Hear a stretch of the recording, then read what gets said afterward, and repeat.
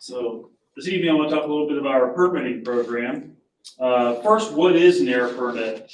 Essentially, an air permit is permission for an industrial facility to emit air pollution. And when we give a facility an air permit, we believe that they can comply with all of the applicable regulations and standards. An air permit lists all applicable rules and how to demonstrate compliance with those rules. And we have about 3,400 permitted facilities in the state of Georgia currently. So what types of facilities have an air quality permit? The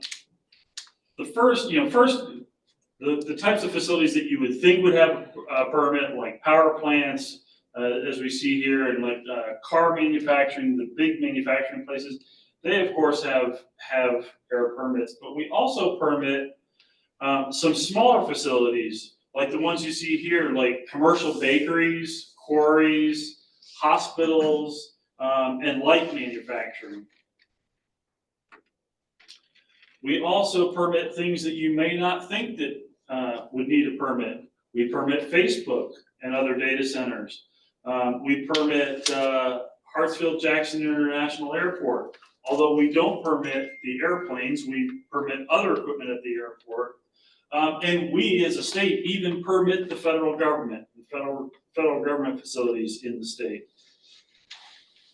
So looking at the program at a glance, we have 4 units, and these units are basically divided up by the types of facilities that are permitted by those units: the chemicals unit, the minerals unit, the volatile organic compounds or VOC unit, and the nitrogen oxides or NOx unit.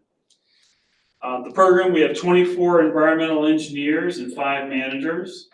And on an average year, we issue about 500 permitting actions per year. So what types of air permits do we have? So moving from left to right here, if our rules do have permitting thresholds listed, and if a permit is below that permitting threshold, they're not required to get a permit. So there are no permit required or MPR.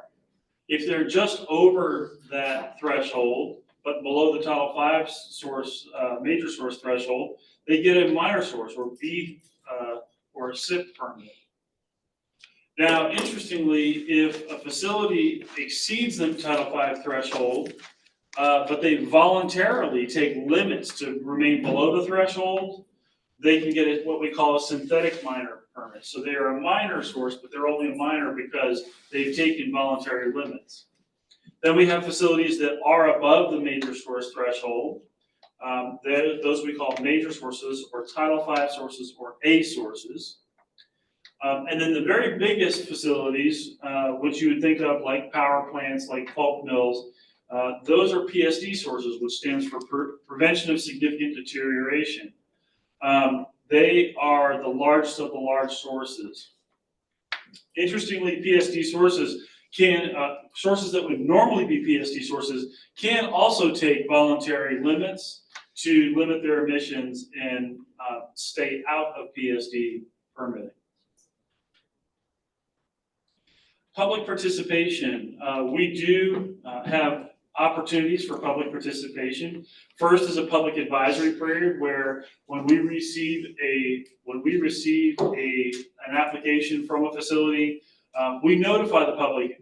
At that point, no evaluation has been done. There's been no draft permit. We just notify the public to say, hey, we received an application.